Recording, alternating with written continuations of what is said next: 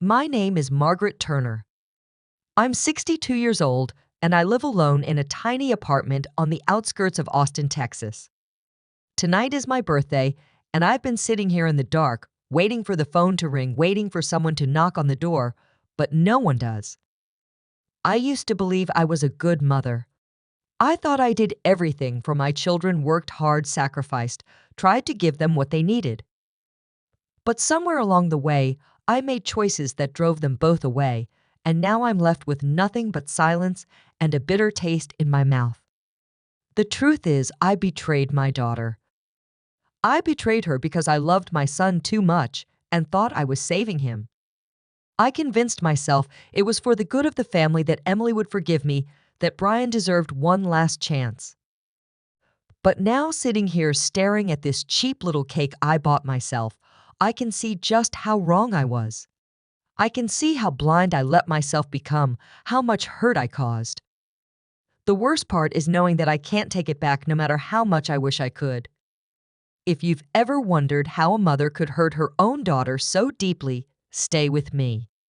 Maybe hearing my story will help you understand how easily a heart can twist itself into believing the wrong things. And maybe it will show you just how cruel karma can be when it finally catches up. Emily was my firstborn. From the day she came into this world, she had a quiet strength about her that even as a baby made me feel both proud and a little intimidated. She grew up in a modest little house, sharing a room with her brother, watching me work long hours to keep the lights on, and somehow she decided she would make a different kind of life for herself. She was the kind of kid who didn't need reminders to do her homework or clean her room.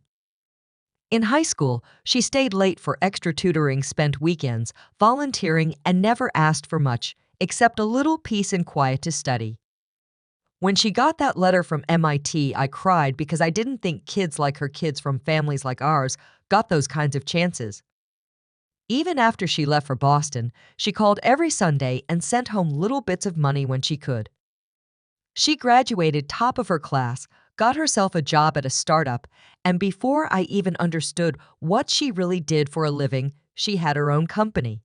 A few years later, she sold it for $20 million. I still don't know how she did it, but she called me first with the news telling me to pick out a better place to live because she was buying me a house. Emily has always been the kind of person who takes care of everyone else, even when no one asked her to. She paid off my credit cards, made sure the bills were handled, even started setting aside money for my retirement. Looking back now, I see she didn't do those things because I deserved them, but because that's just who she is. Then there's Sean, my baby boy. He's 6 years younger than Emily, and he's different. Sean never had her drive, never had her discipline, but in my eyes, he always had this charm about him. He could make me laugh even when I was at my lowest, and for some reason that always felt like enough. But the truth is, Sean has never held a steady job. He's bounced from one warehouse gig to another, always quitting after a few weeks because someone rubbed him the wrong way or he was too tired to keep showing up.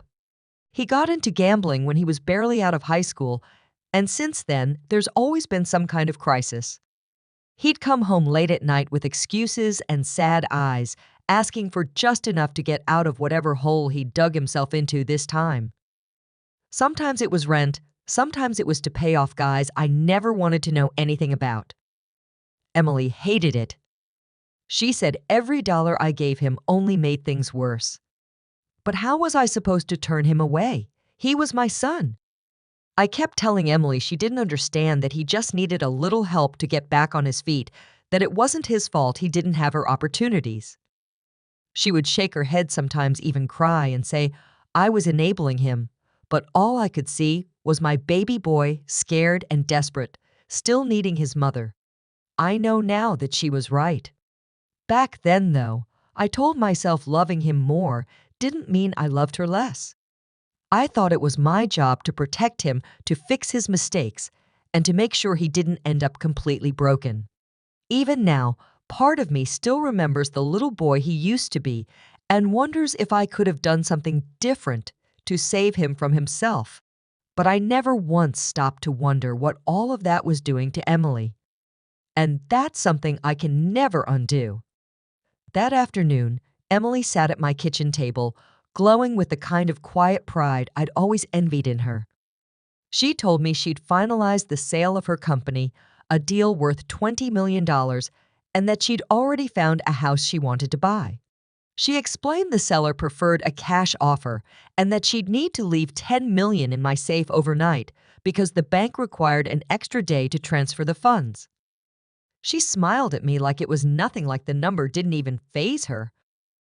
I nodded and told her how proud I was, but deep down my stomach twisted when I thought about what $10 million looked like sitting in that little safe. She said she'd set it up with a security company to escort her the next morning, and then she thanked me for letting her keep it there, as if she were asking me for a favor when she'd been the one keeping me afloat all these years. Later, after she left the room to take a call, Sean leaned against the doorframe and looked at me with this sly little grin. He didn't even have to say anything at first. I shook my head at him, trying to ignore the way my heart was already beating faster, but then he finally leaned in and whispered that this was it, our chance to finally fix everything. He said she'd never even notice it was gone, not really that she had more money than she knew what to do with. I told him to stop, but he kept going, saying she'd always looked down on us, that she owed us for everything we sacrificed so she could have her perfect little life. He said I deserved better, that I'd spent my whole life struggling just to keep the lights on while she was out there getting richer and richer.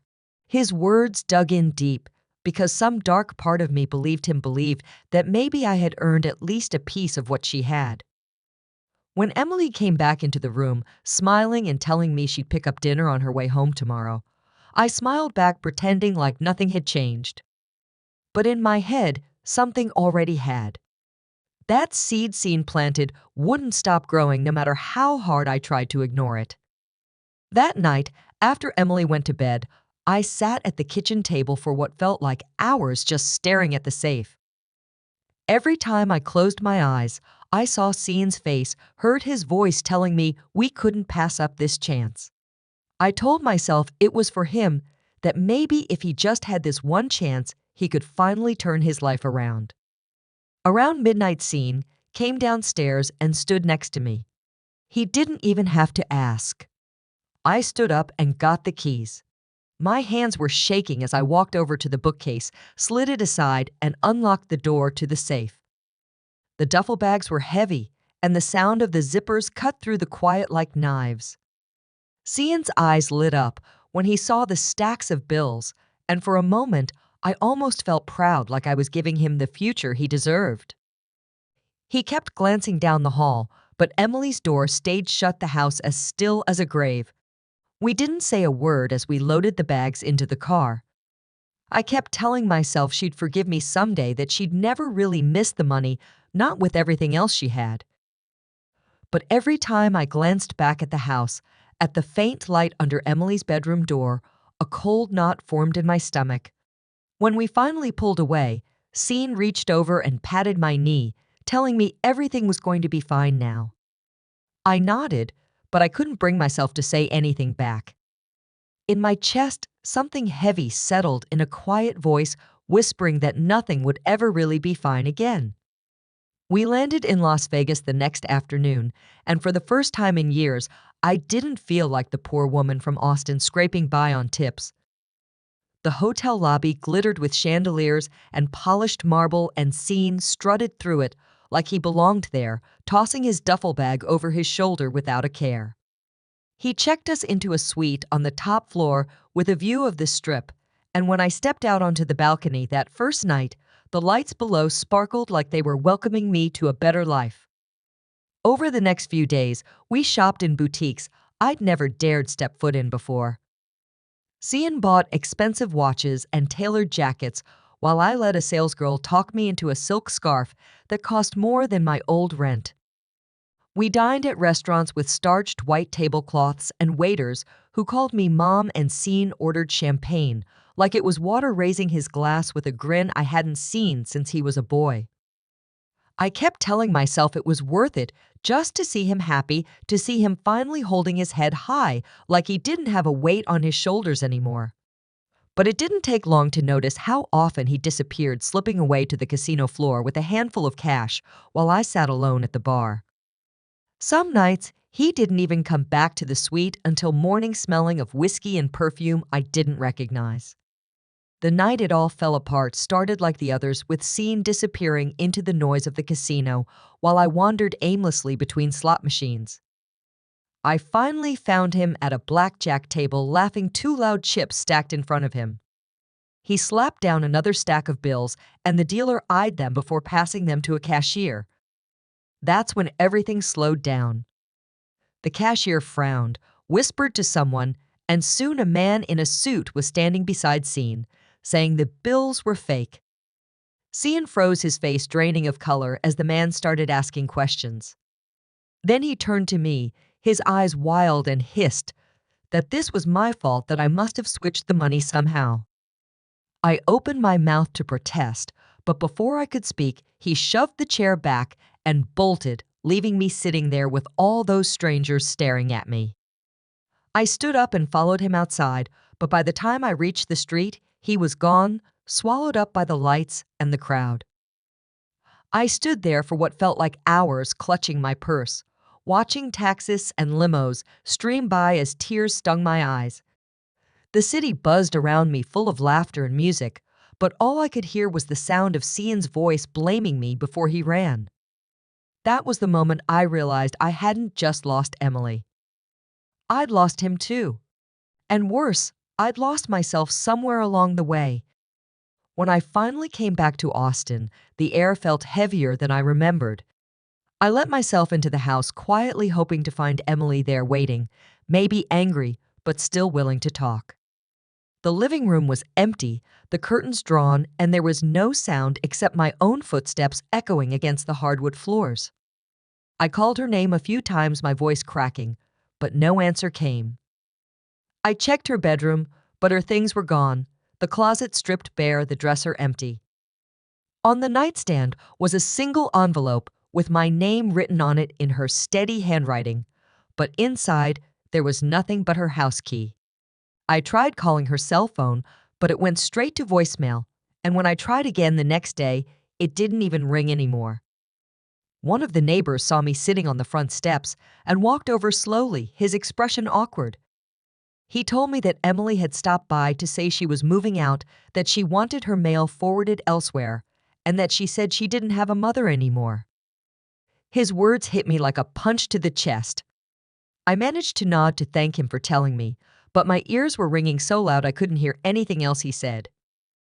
I wanted to tell him he was wrong, that she couldn't have meant it, but I could see in his eyes that she had. I tried calling Scene, too desperate to hear his voice, to hear him tell me it would all be okay, but his number had been disconnected. A week passed, then two, and still no word from either of them. Slowly, I began to realize that I was truly alone now. One evening, I pulled a dusty old shoebox off the shelf and sat down at the kitchen table with it. Inside were photos I hadn't looked at in years, faded snapshots of birthdays and Christmas mornings and little everyday moments I'd almost forgotten. At the top of the pile was a picture of Emily when she was about 4, running toward me on the playground, with her arms outstretched, her face lit up like nothing else in the world mattered but me.